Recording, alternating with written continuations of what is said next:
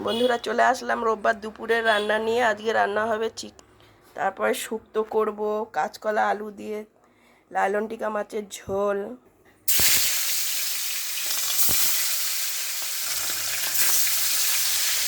আর এই চিকেনটা রেখে দিলাম, মেয়ে বিকেলবেলা মোমো বানাবে। অনেকদিন ধরে বলছে মোমো খাবো মোমো খাবো।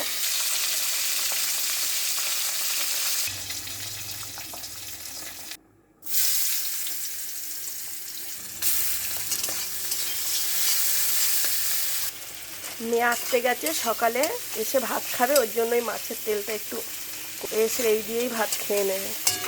সকালের খাবারটা এই দিয়েই খাবে।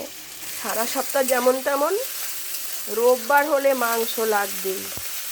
সারা সপ্তাহে তুমি যা করো করো, রোববারে মাংস দিতেই হবে। এবারে মাছের ঝোলটা করে নিই, করে তারপরে শুক্তোটা করব, করে তারপরে মাংসটা বসিয়ে দেবো। আবার লাস্টেই করবো মাংসটা।